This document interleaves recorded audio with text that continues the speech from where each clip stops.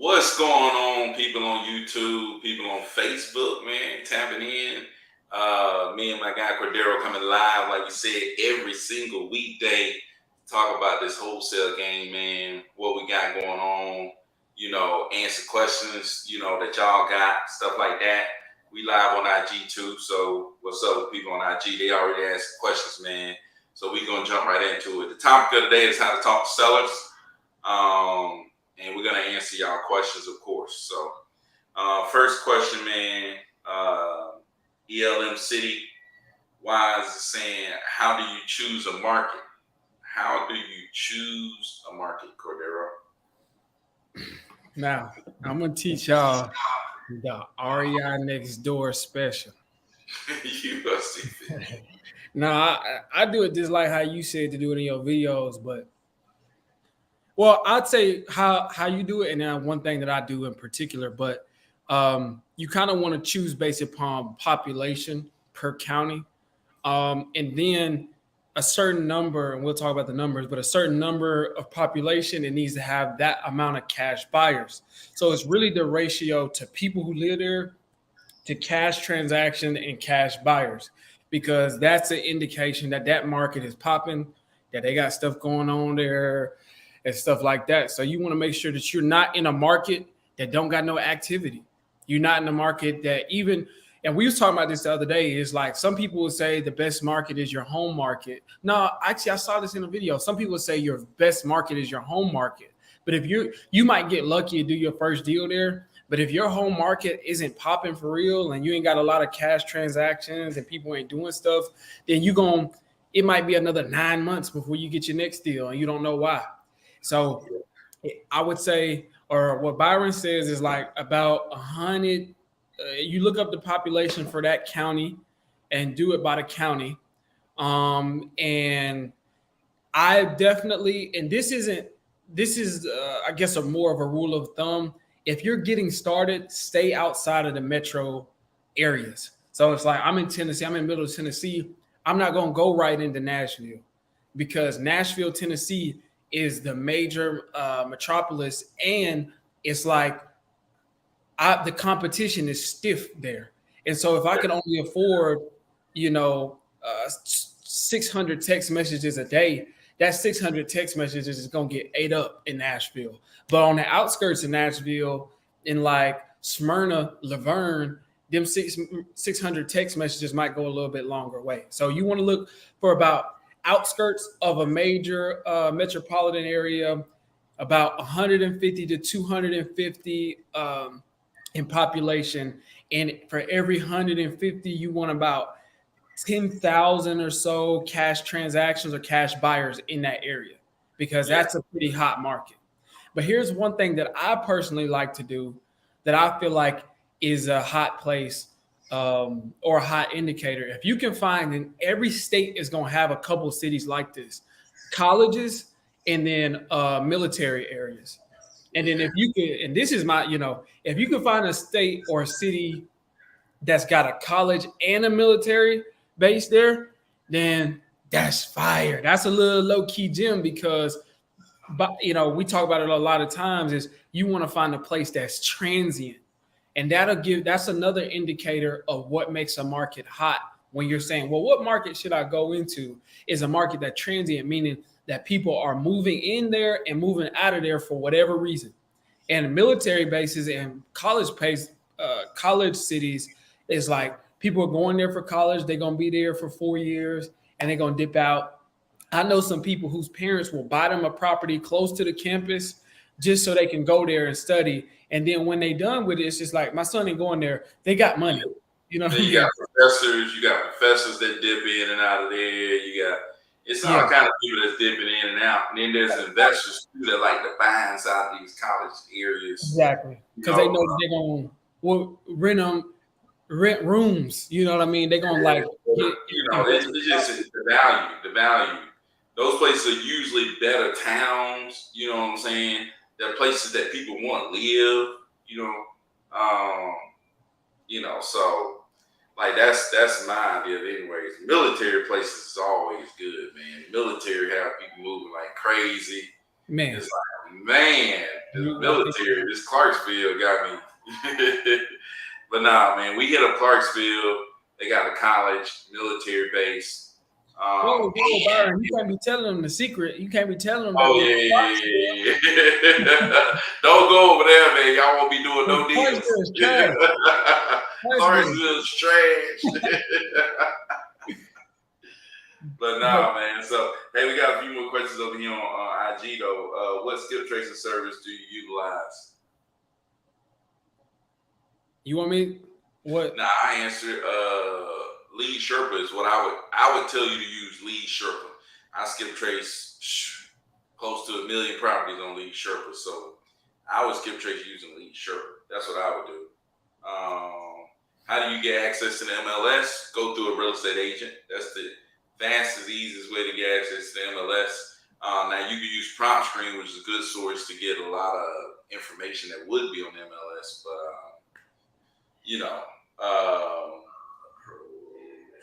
appreciate your response. Next question about certain areas being oversaturated.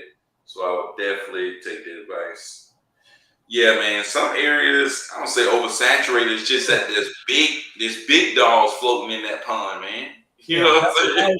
It's like, dude, that's where the big dogs at, man. You gotta go outside. You know what I'm saying? It's like, dude, I tell people what market am I in? I'm in Atlanta. Yeah. I hadn't done one deal with the address Atlanta. I'm outside. Like, dude, you gotta go where the small fish at. You know what I'm saying? You know, people with the big money is in the cities. Like, that's what people with the big money, like they spending stupid money inside them cities and counties. Yeah. Now and go right outside of that, you find an area where they ain't spending that stupid money, and now you starting getting a little hit. You know what I'm saying? You start getting a little bite. You know, so like that's what I do. Yeah, no, I was gonna say on that. That's to me that's big because you hear the term oversaturated a lot, and I don't know if that's necessarily right because it's not just like oversaturated. Almost kind of indicates that there are no more deals there. There are no more deals in Nashville or in Atlanta. It's just trite. Nobody's selling their house. Everybody want too much. That's kind of what I think about when I think oversaturated. No, I'm just saying when you first getting started and you're trying to find a market. I'm assuming that your budget isn't comparable to the big dogs. I'm assuming that you're not, you probably don't got the skill set to lock somebody up if it came down to you and the big dogs. So your skill set, your budget, your capacity, all of your resources to lock people up and get people under contract is going to go a lot farther in a smaller town or an outskirts of the city. But as you start to grow, don't be afraid to pull some lists in Nashville. That's what I started doing. You know what I'm saying? I started out like way outside. And then once I started to grow, I was like, hold on, I might be able to jump into that pond. So, you know what I'm saying? Start swimming with the big fish a little bit. Start eating a little bit over there. So hey, Byron's a big fish, y'all. Just I don't be trying to act like Byron's a big dog, boy. So Elijah Lee said, so is it not smart to start outside of your area? I would say, like, don't discount your area. You know what I'm saying? Because I started in an area that many people would have said, oh man, that's far out. You know what I'm saying? Nah, I can't get no deal there. But, you know, don't discount it. That's what I'm saying. Like, that's a good place to start. You get a deal. And what I started to do is once I got that deal, I started to move a little bit closer to where, you know, the good area. A little bit closer to the good area, a little bit closer to the good area. You know what I'm saying? So it's like, it's good because you can get out and move around, go talk to people. You can go see people, all that stuff, and really get active. You know, and sometimes you don't have the money to text the amount of people or call the amount of people or, you know, get in front of the amount of people. But you can get your butt out and get your butt up, go outside and get in front of some folks. You know what I'm saying? Yeah. Like, that's what I started doing. It's like, dude, I got to do something. I'm sitting here wasting time. I'm finna go get outside and just start going visiting properties. Every time somebody said they was interested, I'm going to see the property. Every time. I'm out the door. I'm going to see it. I may not have a shot, but I'm going to see it. Yeah. So it's just being active. It's being active. And again, that's why I talk about using your resources, talking about strategy towards wholesaling and getting it done. When I say maybe your home market ain't the best, I just mean if you in Tullahoma, Tennessee. If none of y'all know where that's at, Shelbyville, Tennessee, Shelbyville, Tennessee. It's like, yeah, that's your home market. Maybe you don't need to start there, dog. Start in Murfreesboro, which is Yeah. right up the street. You know what I mean? But if you actually, when I got started, I lived in Nashville and I did my first deal in Nashville. And this is why they say to this guy's point, whoever asked that question, because that was a good question. But to his point, this is why they say start in your home market because I got the advantage. Whereas a big guy who's sitting back, I could throw a lot of money at it, but I could come there and I could meet somebody face to face and kind of give them my, use my advantages. And I know people that know people, I know you or whatever. So I did my first deal in the heart of Nashville when it was like it was booming. This was before COVID, but it was still booming and it was coming up like really fast. And a lot of people move into Nashville. A lot of people move out of Nashville. It's like, so your home market, the advantages you get is being there personable. And I point this out because a lot of big dogs that tell you this, Grant Cardone talks about this, but I know from experience, when you got a little bit and you trying to compete with the big dogs, sometimes you got to do what they won't do. You got to play to your strengths and use your advantages. And so you might got to go to a property where they like, oh, we all virtual. I'm in California and I just pulled a list in Nashville, Tennessee, but I got the money. I could text it. I could text, but I can actually go to the property because I live there. So I'm not saying don't you take the advantage of being in your home market and stuff like that. But I'm saying if you do live in a little small middle of nowhere town, then I don't know if that's going to work. You probably still want to go virtual and don't be scared to go virtual. Yeah. Don't be scared to go virtual. No doubt. So this guy said Max and Brent, I'm guessing he's thinking Brent Daniels show looking at the U.S. Postal Service, people in cities, and using list source to check the hottest zip code. Yeah, man. You definitely can use like list source, prop screen, find the hottest zip codes for sure. But like even if you get in the hottest zip codes, it's like you gotta know who making it hot. You know what I'm saying? It's like, you gotta find out who got the party jumping. You know what I'm saying? It's like, you know what I'm saying? It's like you may be in the area of the party, but dude, you don't know nobody that's at the party. You don't know how to get there. You know it's a different experience. Like, it's a totally different experience. You gotta get in the building. You gotta get in the building, man. That's one thing though. Like finding hot zip codes is definitely important. But knowing the buyers, like I'd rather know buyers in a less hot zip code than to be in a hot zip code and not know buyers. Yeah, all day long, because that's the meat and potatoes. That's the meat and potatoes right there. So it's like, dude, if I'm in a small county and one dude I know buys everything, if I know him, all I gotta do is go out there and find some stuff. Hey, to your point, even if you was in Shelbyville, Tennessee, Tullahoma, Tennessee, middle of nowhere, Kentucky, wherever, if you knew a dude that was buying there for some reason, and there are like people who's buying, like there are people who do flips in them little towns. If you knew the guy who was buying and he said, "Hey, I'm looking for this," and you went to go look for this, you go like it don't matter. None of that matters. I'll tell you.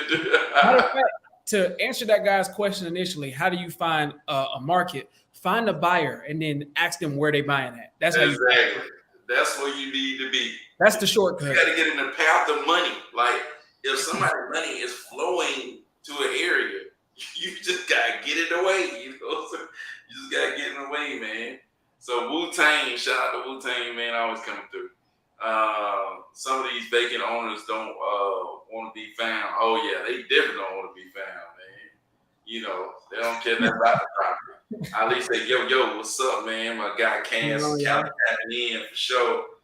Somebody on IG said, do sellers ever say anything about earnest money you choose to put down? Yeah, sometimes they do say something about earnest money, man. You know, sometimes it's like, you know, someone asks for more. Like we had just recently a guy asked for 5K earnest money. Like, okay, 5K earnest money. Then earnest money is nothing when you got a buyer. You know what I'm saying? You just tell that buyer, hey, look, earnest money is 5K. You know what I'm saying? So, You just get the buyer to put down that earnest money, man. To that buyer, earnest money is $7K. Exactly. Tell the buyer earnest money $10K. You Yeah. know, you don't want to put it down. On to the next. On to the next guy. I done had a buyer ask me for, I was buying 2 properties from him and it was $10K a piece. Oh, $20K. But again, the buyer, it does not like, I've never put down earnest money on a property. I just be like, okay, I got the buyer. He gonna pay his earnest money. The seller want this earnest money, and I send the purchase agreement. I don't send these purchase agreement and the assignment contract or whatever contract I'm using with the buyer. I don't send them in until I got them both locked up. And then I send it to the attorney and open up escrow all at one time. And if it comes down to it, then they'll reach out. My title company will reach out to the buyer and get that. Yeah. Like I'm doing the same thing, man. Like I'm the same way. Like usually the only time I put up earnest money is when the deal is real sweet. And I mean I done locked them up. I want to send it in immediately before I even get a buyer on the hook. You know what I'm saying? Because I already know I'm gonna get a buyer. It's like, you know what I'm saying? Or if you know that particular seller is like one of those type of guys where it's like, hey, look, the deal is sweet. I'm finna go and put this earnest money deposit down. That way I don't mess around, lose this deal or whatever, and you know, get it going. But I have to move fast. You know what I'm saying? When I have to move fast, or like some special situation where it's like this dude wanted $28,000 earnest money because he had it to buy. He needed to close on his new construction house, right? He had messed around with somebody else who didn't come through. So he was like, you know, the most important thing was that we came through, you know, and we had a 25K spread and we knew the people was going to close. So he was like, hey, 28K earnest money. So if you don't go through, I'm still going to get this $28,000 to close on my house. You see what I'm saying? Yeah. So we was like, shoot, we know they're going to go through. We'll give you this 28K earnest money. Boom, close the deal, 25K. 25K. And at that point, it was less about the earnest money, more about solving a problem for the seller. Yeah, it was just like, hey, he wanted the security. We already knew what the deal was. We knew that even if the buyer backed out, that we would buy the property and just flip it because we had got it for so cheap. You know what I'm saying? Yeah. His property was worth like $265, and we had him on the contract like $145 or something like that. It was like, dude, we had got him down so low that, you know, that earnest money wasn't nothing.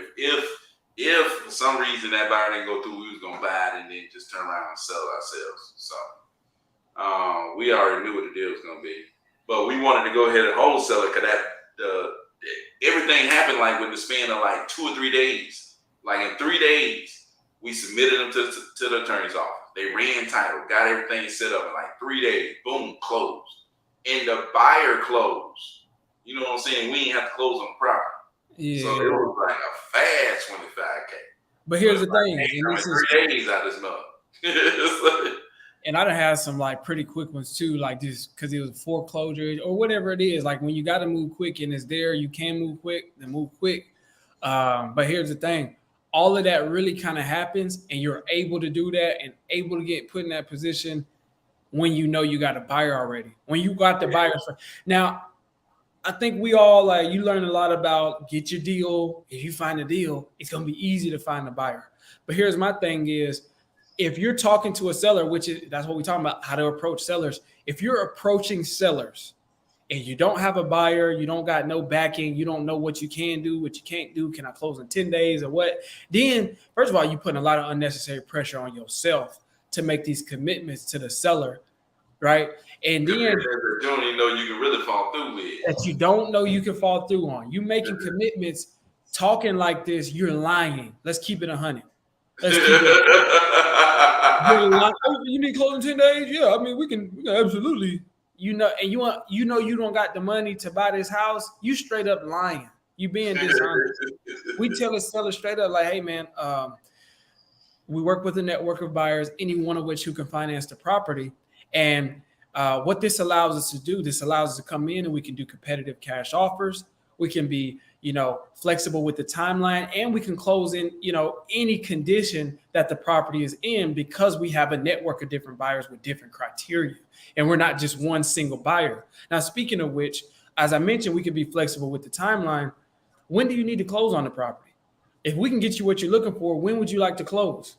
And I give them that pitch in every call. Sometimes I say that whole little spiel 2 times every call. So that way they're never asking, like, are you the buyer? Are you the one going to be? No, like, no, I work with the network of investors.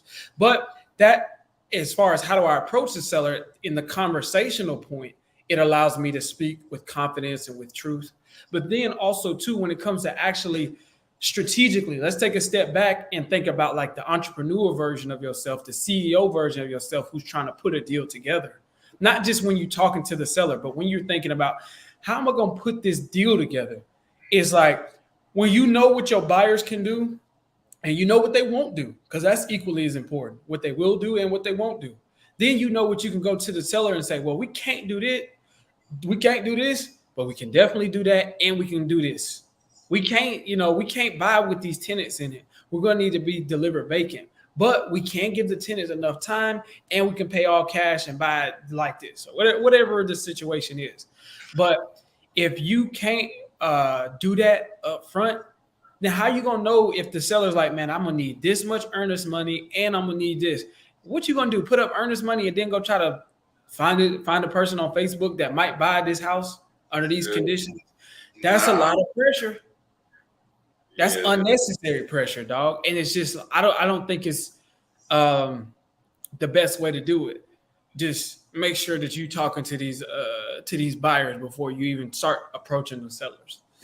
But nonetheless, how do we approach sellers? Yeah, no doubt, man. I think, like, man, you just being connected with buyers make it so much easier to talk to sellers. You know what I'm saying? But that approach, like, how do you approach sellers? Most wholesalers going to tell you, like, to approach the seller, tell them that you could buy the house cash, that you can buy the house cash, which you can't. You know what I'm saying? That you pay all the closing costs, which you don't. You don't. You know what I'm saying? that all of this stuff. But what we do is, or what we do is, we let them know that, hey, look, we work with investors, right, that purchase property cash in your area, right? And then we tell them that the investors are able to do this, right? And that's like telling them straight up the truth, because what do we do first? We get connected with these investors, and then we're able to come and talk to them like this, as somebody who is like, hey, I go find these properties for these investors. Oh, man. Oh, good night, man. It looked like Byron done tapped out of the live. And it's just me. Doggone it. He said I think his camera died. Man, I'm going to keep it honest with y'all. Byron got plenty of money to buy him a new camera. So I'm going to send him one for his birthday or something. But I'm going to say this. To his point.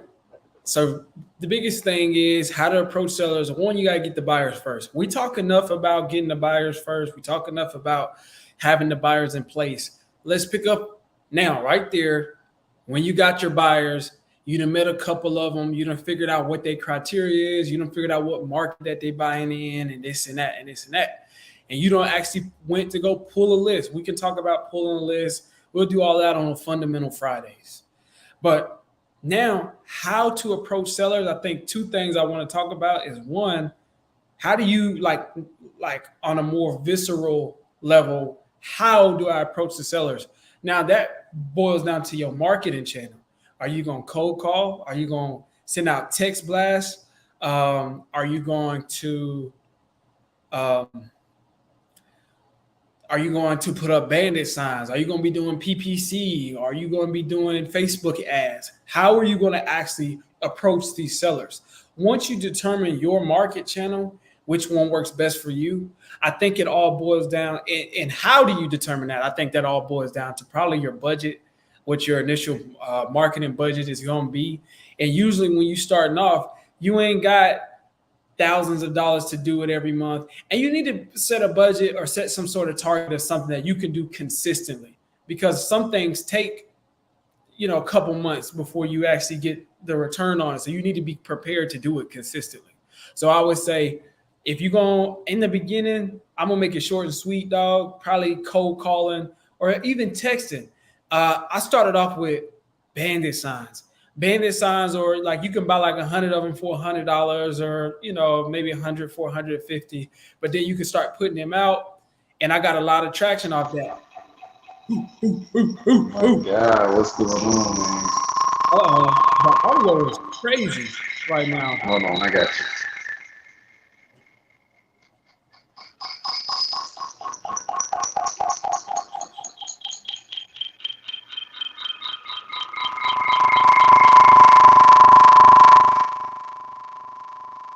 Hello? No, it's still. All right, I'll come back. All right. But what I was saying is maybe bandit signs. I think bandit signs is a more affordable way. You can go on Craigslist and post some stuff on there. You can go on Facebook and post some stuff on there. There are free ways, then there are slightly affordable ways, which will cost you anywhere from $200 to $500 a month.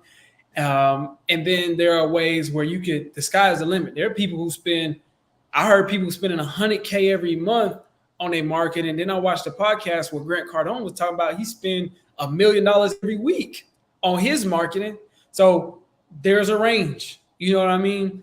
Pick a range and then hit it hard. Find something that works. You could do mailers, hit it and hit it hard. And whatever amount of action you think is going to be necessary. Yo, hello, can you hear me? Can you hear me, Byron? I can't hear you. Can you say? I can't hear you. We're gonna figure it out. But there's a range. But whatever amount of action you think you need to take, if it's cold calling, if it's bandit signs, if it's text messaging, if it's PPC, you think, man, I might just need to call like a couple people. I might just need to put up a couple bandit signs on this main street. I'm gonna buy me one bandit sign and I'm gonna put it on this perfect street, and that's gonna be the one. Nah, dog. 10 exit every time.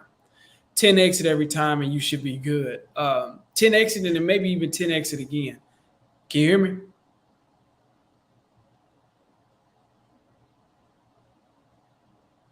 Technical difficulties, man.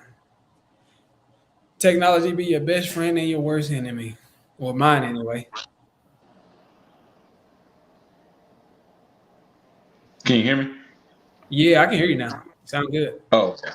There we go. Whew, So, no, I'm back. Back on. We back on, man. You got to roll with the punches. That's with the punches, man. You got to get it in. Resourceful.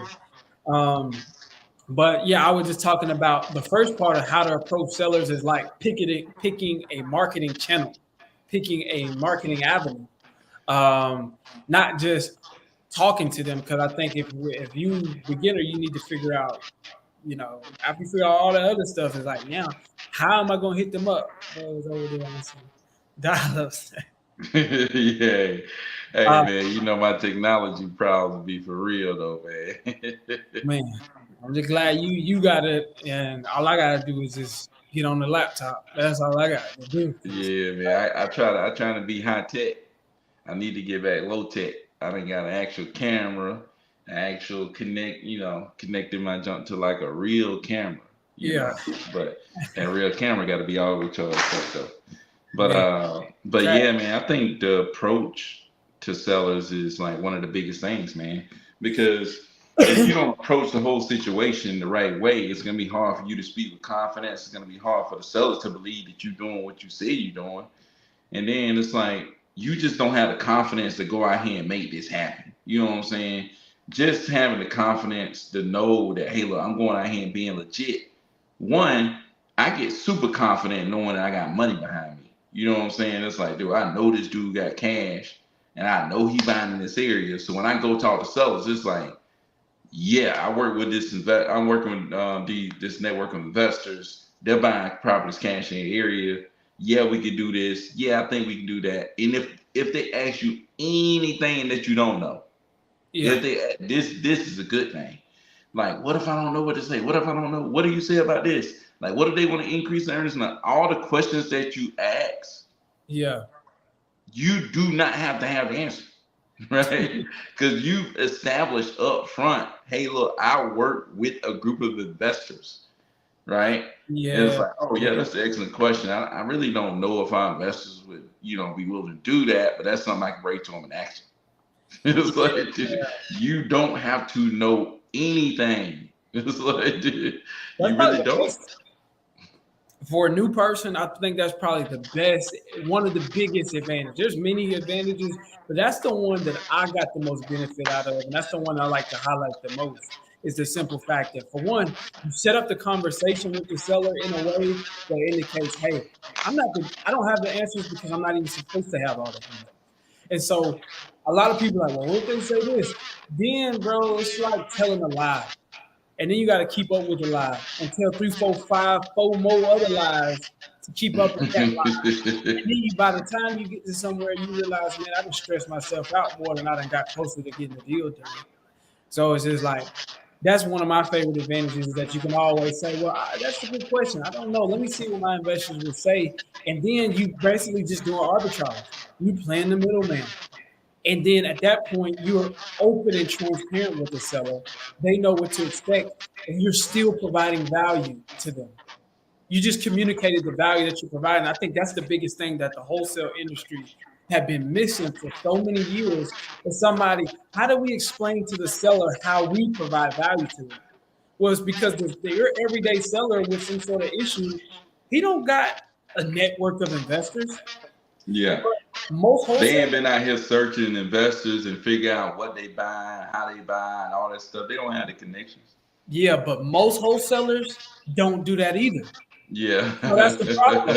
You know what I mean? It's just like, that's the distinguishing factor between our method to approaching sellers and everybody else. Is like, it's like, bro, you really have taken the time to actually build something. You actually have a real business. You got a real network of investors that you providing a service to. And they say, are you a wholesaler? No, I'm a service provider to my buyers, because that's what you are. I'm not get your deal posted on Facebook and pray for the best. It's like, I'm really doing this, and I really know what I'm looking for, and I really know what I can do for you. That's value, because Yeah. there have been plenty of people. There might have been some layups. There might have been some people who were just like, man, I just sell it for this, and that's how I don't really got it. But there have been people who, like, they needed me. I'm talking about, dog. They was on their way to being out on their butt in the street with their mom, and it's like, what am I gonna do? I came in 10 days later. We closed on a property, and now they not only are they getting free from the foreclosure, they didn't get thrown out of their house without nowhere to go, no money. He walked away with 10K on the Yeah. property, and the Yeah. property trash. You know Yeah. what I mean? The property trash. He couldn't have just listed that on the market and met his deadline for foreclosure. He needed somebody who knew the right people, the right investors, who could really put a deal together, and who knew what he was doing. Because I could really put the deal together too, though. So it's just like, you got to figure out, this is doing it this way. You figure out a way to communicate the value that you provide to the seller, and you communicate that to the seller, and don't pretend like somebody else. Uh, Yeah, no doubt, man. And but I was establishing that talking up front, about, I think, is the biggest thing too, though. no, I was gonna say, I was talking about when you said approach to sellers, like, I was talking about, yo, like, one, not just how you talk to sellers. I was like, take it a step back to like picking a marketing channel. Because before Yeah. you even get to talk to the sellers, it's like, you got to figure out, how am I going to even get to that conversation? It's Yeah. like, I cold call, Byron text. I've done bandit signs. Some people do PPC. Some people do Facebook. It's just like, after you found your buyers and you figured out what they're looking for. And I said, we can talk about pulling a list. We can do all of that on a fundamental Friday. But once you've gotten to a place where you're like, okay, now I'm ready to start actually going to hunt for these sellers so I can even get in front of them to have that conversation. It's just like, how does somebody pick a marketing channel, would you say, Byron? I would say based on your time. If you got more time than Yeah. money, then you can do stuff like cold call. If you got more time and money, you can do stuff like cold calling. You can do stuff like driving for dollars. Stuff like that where you could use your time, to go out here and create leads, right? Yeah. If you don't have time, then you need to have money to let the money drive in the leads. You know what I'm saying? Where you're doing more stuff that's more automated, more stuff that's less time sensitive, right? Like texting, a lot of people say, oh, you got to be right there to text. But it's like, it allows you more freedom though. I can text people from my phone, you know what I'm saying?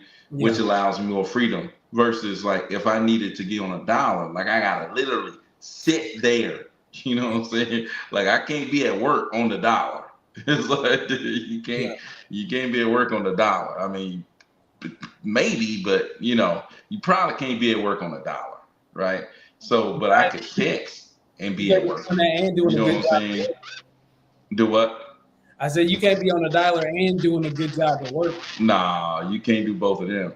You Yeah. probably can like send out mailers and hire somebody to pick up the phone or something, and still go to work. But that's what I'm saying. You gotta put some money in, and you gotta get stuff that's automated. You may have to hire you a VA. You may have to get Yeah. some other stuff going if you don't have the time.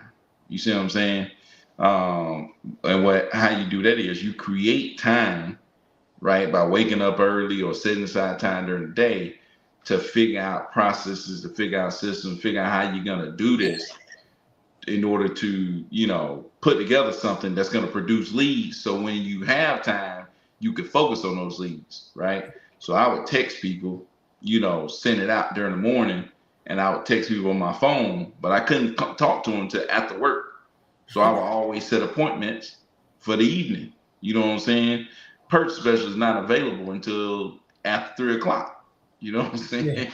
Every day. So it's like, Yeah. so bam, I would have to hit people up later on in the day. You may have certain times in the day that you're able to talk. You set appointments for those times of the day to get on the phone. You know what I'm saying?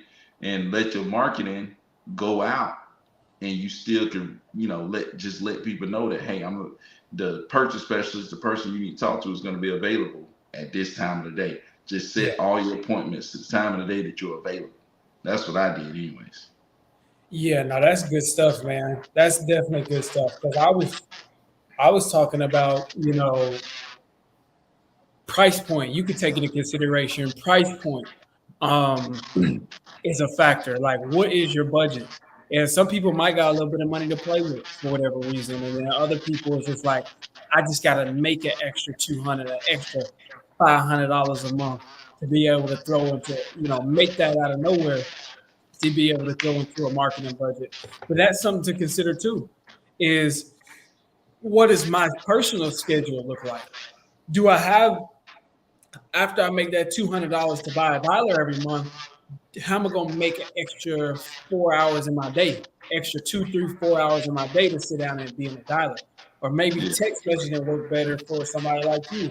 But there are a number of factors that could go into play when you're deciding what your marketing channel is going to be, because it could be something to the effect of, there's a lot of variables.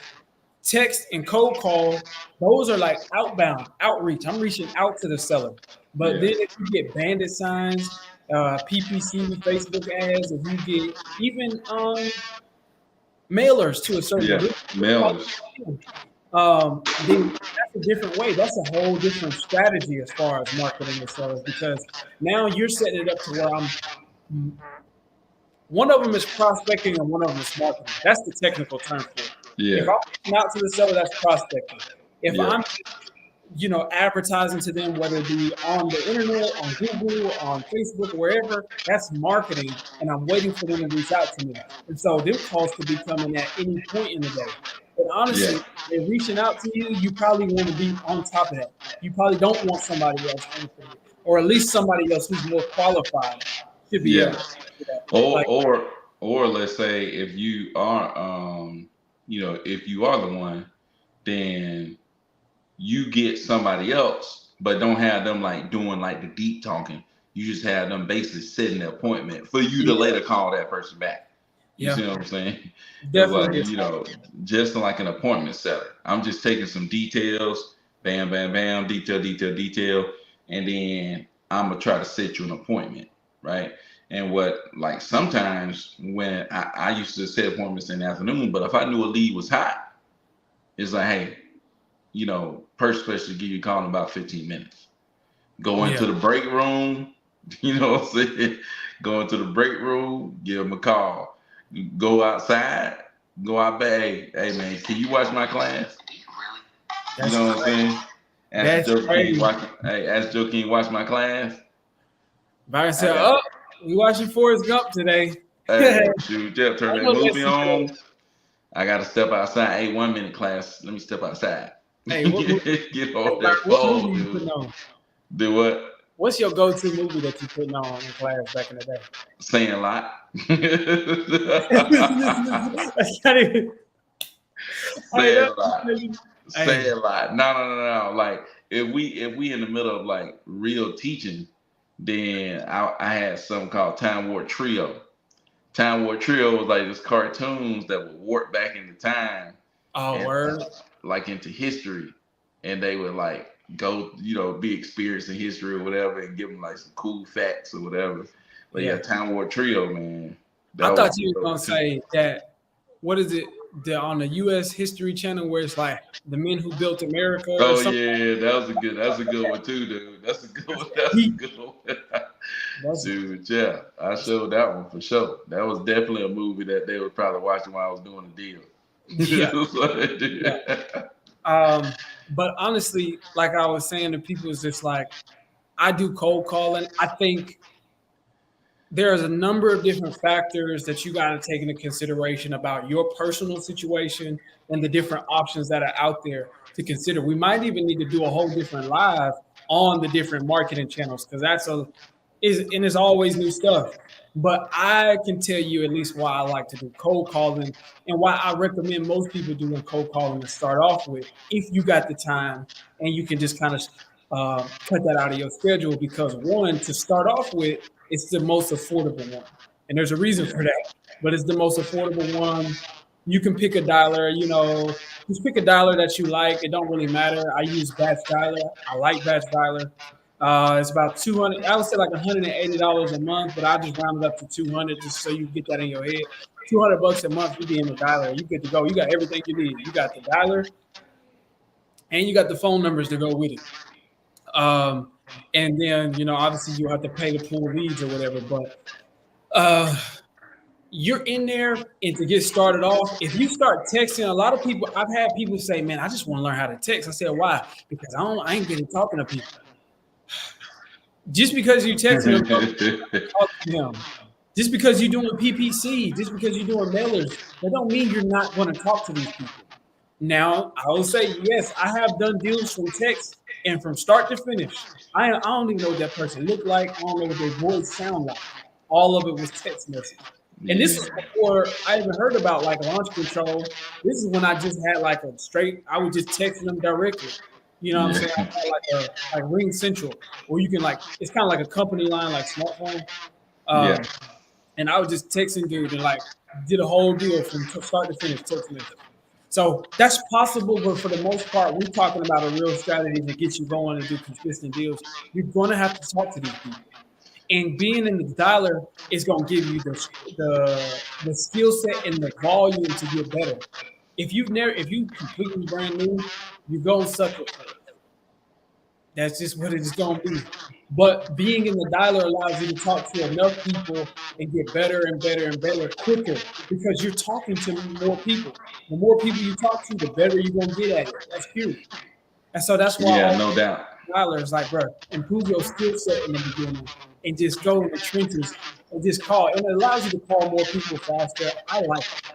Yeah, no doubt. I think it's a good way to go, and I think the approach kills a lot of that. I'm not good at talking to sellers. Like you ain't really got to be good. You know what I'm saying?